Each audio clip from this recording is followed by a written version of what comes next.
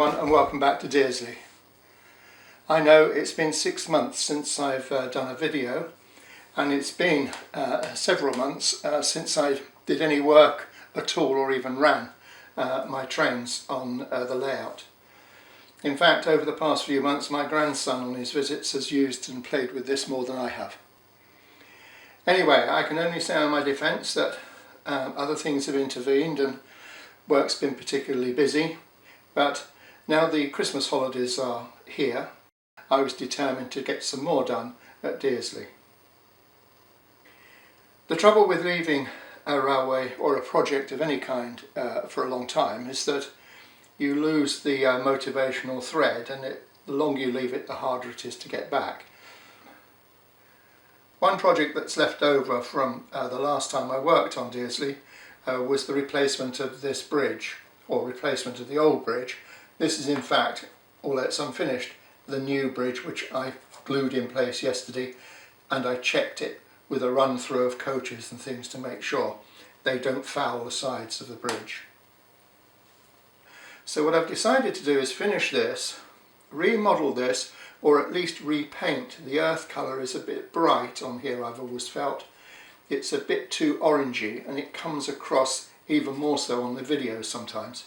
So I'm going to try and tone that down and rework the scenery here. I'm going to take out my turntable. It works fine, but because I'm trying to get sound set up on the system, obviously as it rotates there is no electrical contact, so the very locomotives that I've got sound on are the ones that I want to turn on the turntable. So rather than chucking a lot of money at this project, I'm going to take it out and store it away, and I'm going to turn this area into a more scenic one. I do have a point comes off this head shunt that comes to the turntable, and what I might do is keep the point in place but rerun the track down through here and give me a second siding here for shunting and storing wagons.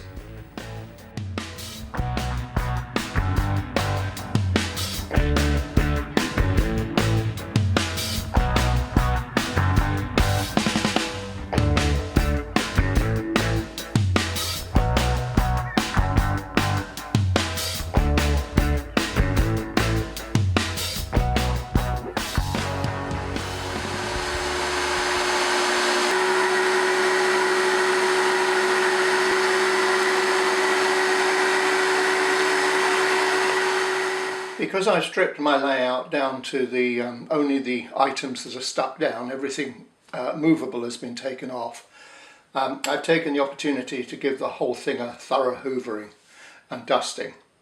This whole process and the removal of this has dislodged some of the scenic material, and I've just simply collected it up in a box, and I can reuse it later. I decided I would remove the trees and the fencing that was in this area. I did consider putting another point in here and running off another siding, but I think I'm sticking to plan A and just using the existing point to make the long storage siding. This was the one remaining point motor that needed hiding. And what I might do is to move the oil tanks and their building up to here and sit it in next to the water tower, and then I might, on my new piece of track over there, put a single diesel fuel pump to refuel the shunter. Work has progressed on this area of the track, and I've levelled this area of the new siding, and I've prepared a full 1 metre length that will fit in there, and I've put on the droppers, so this is now ready to put in place. Bridge 2 has come on to the extent that I've fitted both side wings here, and I've also boxed in this area which on the old bridge was open. I think this might make the scenics in this part easier, and I've started to put newspaper in around to pack, that's not very good is it, to pack out the bridge in readiness for the plaster bandage. I've added a little bit of detail over here in that I'm going to try and represent the cabling that runs under the tunnel, perhaps to take the GPO wires or whatever.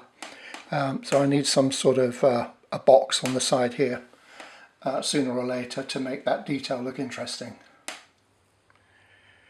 3 days have passed and I've just about finished getting everything ready to put the plaster bandages on here to remake the scenery. As you can see, I've got a road now through here. This is a bit of MDF, 2mm MDF, and it's primed ready to paint later on. I've put the paper that'll hold the contours in place when I do the bandaging on the bridge on both sides. And I've placed a street lamp in here just to light up the entrance to the bridge. I finished putting the new siding in, the buffers are in place, and I've got a little bit of ballasting to do on this side when I make this sort of bit of hard standing area, but the ballasting is pretty much done. The final thing to do is to disguise the opening where the turntable was. So it's just a question, just in a normal way, of screwing up newspaper. I'm going to staple them in position.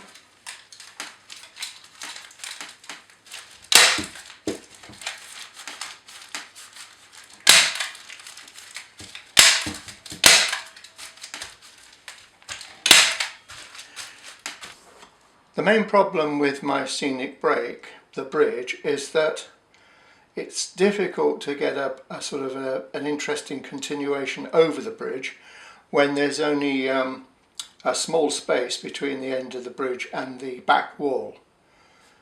What I've done in the past is use a mirror.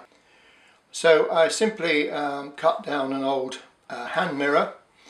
The trick of cutting glass really is all in the cutter. You need a good cutter, and then it's just a simple matter of lining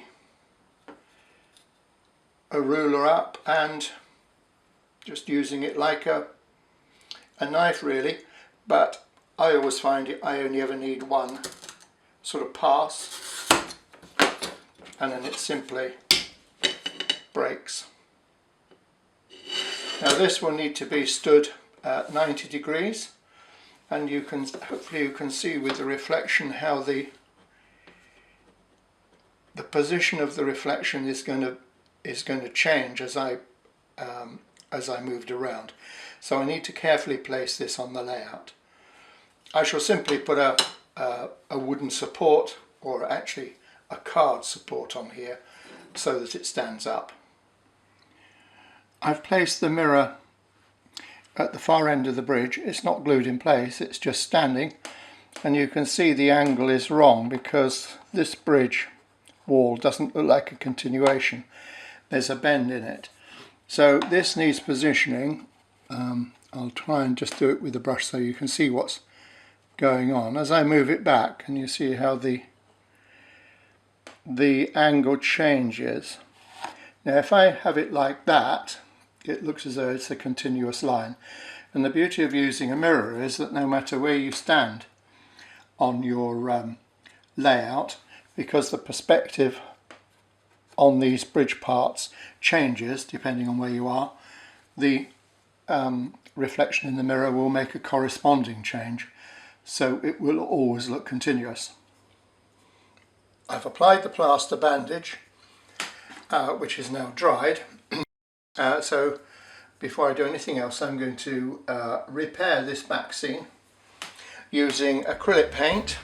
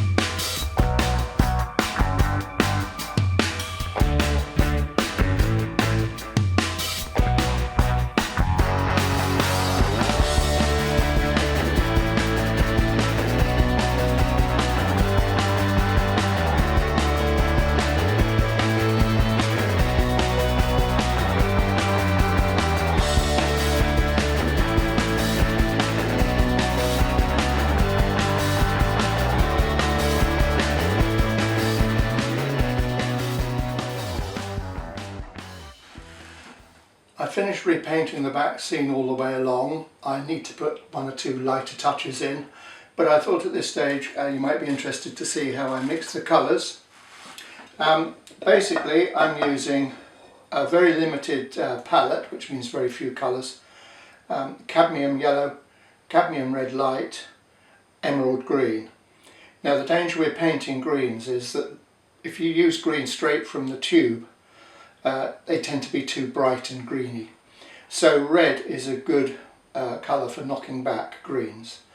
Now what I've done is I've mixed my colours, so take a bit of green for instance and add a little red to it. If I want it sort of yellow, I can add a little bit of yellow. That again appears too green, so I'll just bring a bit of red in it, and so on. You'll find the colours you mix from this will be varied, but they will all harmonise and they will all go together. So I just continually keep mixing those three colours. I haven't got it on the plate, but I use a little cerulean blue as well that I can put into it. And for darker places where I just want it a bit darker, a touch of Payne's grey. But you know, you can take a colour like this and you can make an earth colour. There's red and yellow with a bit of the green. Now that looks like a very warm earth colour. Okay, put a bit more. There you are, and that's a perfectly acceptable earth colour, and that will go with any of the paints you want to mix. If I want it back to green, just add a lot of green in it, lighten it. I can use white as well, you know, to lighten the tone. You don't have to clean your palette and you don't have to clean your brush. In fact, it's best if you work like this because all the colours you paint will all merge and blend together around the layout and look quite convincing. I hope you're going to agree. I've completed the back scene and I'm quite happy with the slightly lighter colours. You'll see in the effect it has of more distancing the back scene from the actual scenic material I'm going to put on the layout itself. I've also turned my attention to the painting of the plastered area that is now over the old turntable position, and I have used a mixture of burnt umber with a little white and a little green here and there mixed into it. For the road I'm using a mix of Payne's grey and titanium white. That might look a little cool, you know, a little featureless as it were, so I might add a little bit of burnt umber into that just to warm it up. Again, I'm going to mix like I did before, so I should continually mix a slightly different tone just to add a bit of variety.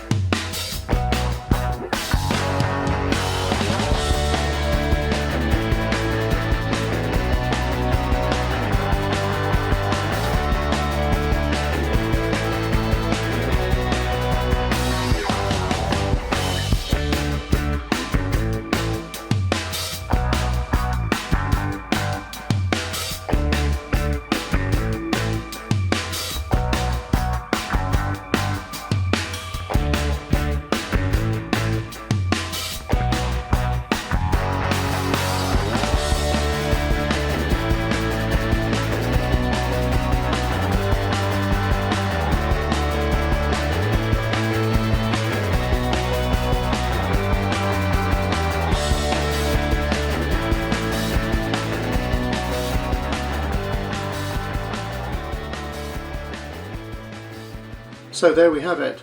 This part of my update is finished.